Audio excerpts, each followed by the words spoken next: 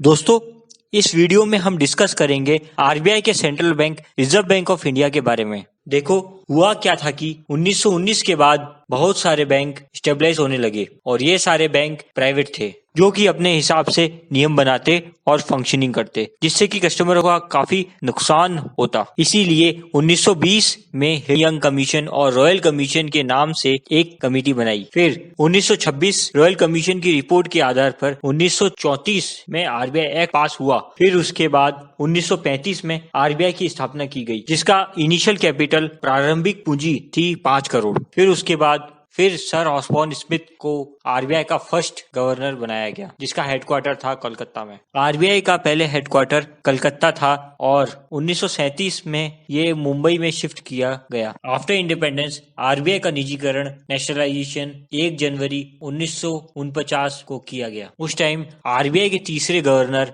और आरबीआई के पहले भारतीय गवर्नर सीडी देशमुख जी थे। आरबीआई ने 5,000 और 10,000 के नोटों को 1938 में प्रिंट किया, जो कि 1946 में वापस ले लिए गए। फिर 1954 में इन नोटों को वापस इंट्रोड्यूस किया और इनको 1978 में वापस ले लिया गया। आरबीआई के मोस्ट इंपोर्टेंट फंक्शंस हैं lender to last resort, custodian of foreign exchange, banker to government, issue of bank notes. Next, RBI के ऑल ओवर इंडिया 31 ऑफिसेज हैं। आरबीआई सिर्फ पेपर मनी प्रिंट करता है और कॉइन्स को बनाने का काम भारत सरकार द्वारा किया जाता है। कॉइनेज एक्ट 1906 के अनुसार कॉइन्स का हाईएस्ट डिनोमिनेशन 1000 रुपए तक हो सकता है। दोस्तों, ये आरबीआई की वेबसाइट है। नाउ प्रेम्बल के अनुसार आरबीआई बैंक नोट्स को रेगुलेट और रिजर्व करता है, मॉनेटरी स्टेबिलिटी इन इंडिया को सिक्योर करता है और करेंसी क्रेडिट सिस्टम को ऑपरेट करता है। ये प्राइस स्टेबिलिटी को भी मेंटेन करता है। दोस्तों,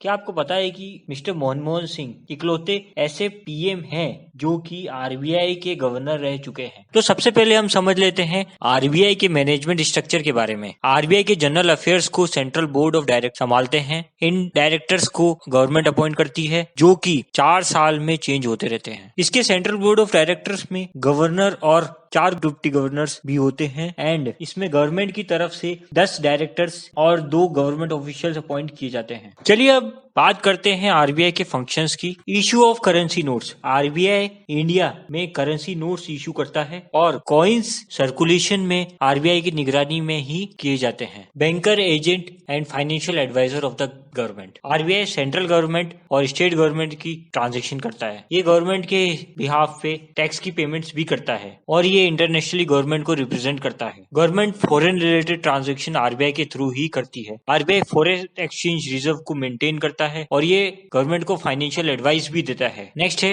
एक्सचेंज रेट मैनेजमेंट। आरबीआई रुपी और डॉलर की वैल्यू को मेंटेन करने का काम भी करता है। नेक्स्ट है क्रेडिट कंट्रोल। आरबीआई मनी की सप्लाई को कंट्रोल करके इन्फ्लेशन को भी कंट्रोल करता है। इसके लिए ये बहुत से टूल्स का यूज करता है, जो कि CRR, SLR, bank rate, open market operations, ईटीसीज। बैंकों को अपनी सर्विसेज प्रोवाइड करने के लिए आरबीआई से लाइसेंस लेना पड़ता है। इवन कोई एग्जिस्टिंग बैंक को अपनी और ब्रांचेस भी ओपन करनी है तो इसको आरबीआई से लाइसेंस लेना पड़ता है। चलिए बात करते हैं मॉनेटरी पॉलिसी की। आरबीआई इन्फ्लेशन को कंट्रोल करने के लिए मनी सप्लाई को कंट्रोल करता है। इनको 2 पार्ट्स में डिवाइड किया जाता है, जो कि है क्वांटिटेटिव मेथड और क्वालिटेटिव मेजर्स। नाउ आते हैं बैंक रेट पे। ये वो रेट होता है जिसपे आरबीआई कमर्शियल बैंक्स को लोन प्रोवाइड कराता है। रेपो रेट, ये भी वो रेट होता है जिसपे कि आरबीआई लोन प्रोवाइड कराता है कमर्शियल बैंक्स को, पर ये शॉर्ट टर्म्स के लिए होता है और बैंक रेट लॉन्ग टर्म्स के लिए होता है। नेक्स्ट है रेशियोज, जो कि लिक्विडिटी को मेंटेन करने के लिए यूज होते हैं। फर्स्ट है सीआरआर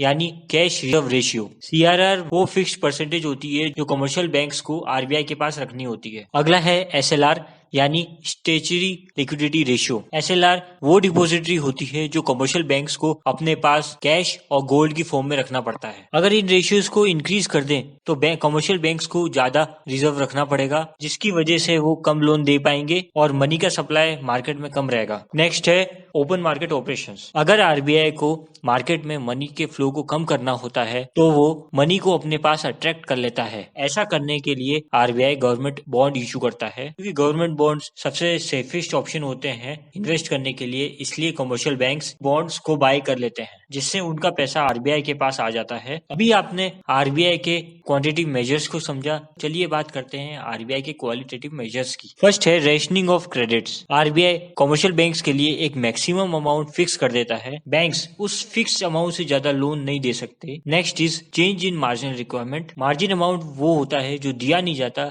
लेट से आपको एक लोन लेना है तो बैंक्स आपको सारा अमाउंट नहीं दे सकते, उनको एक मार्जिन रखना है जो आरबीआई सेक्टर वाइज डिसाइड करता है। फॉर एग्जांपल आरबीआई अगर चाहता है कि एग्रीकल्चर सेक्टर को ज्यादा पैसा मिलना चाहिए तो वो एग्रीकल्चर सेक्टर का मार्जिन कम कर देगा। अगला है मोरल सुएशन। आरबीआई वैसे तो सारे बैंक्स को पॉलिसीज के थ्रू कंट्रोल करता है, बट अगर कोई पर्टिकुलर बैंक उसको ऑब्जेक्ट कर रहा है तो वो उसका लाइसेंस भी कैंसिल कर सकता है। इसीलिए हर बैंक को आरबीआई की गाइडलाइंस को फॉलो करना ही पड़ता है, जिससे आरबीआई के लिए मनी के फ्लो को कंट्रोल करना आसान हो जाता है। आरबीआई के पास किसी भी बैंक की इंस्पेक्शन करने की पावर होती है। ये टाइम टू टाइम चेक करता रहता है कि बैंक्स और इंस्टीट्यूशंस अपने ऑपरेशंस प्रॉपर मैनर में कर रहे हैं कि नहीं। अगला है implementation of deposit insurance scheme. दोस्तों, जब भी कोई बैंक डूब जाता है तो हम लोगों ने जो भी स्कीम बैंक में कराई है वो भी खतरे में आ जाती है, पर अगर कोई बैंक डूब जाता है तो डिपॉजिटर्स की प्रोटेक्शन कर आरबीआई की रिस्पॉन्सिबिलिटी होती है। इसलिए RBI deposit insurance scheme implement करता है, जिसमें कि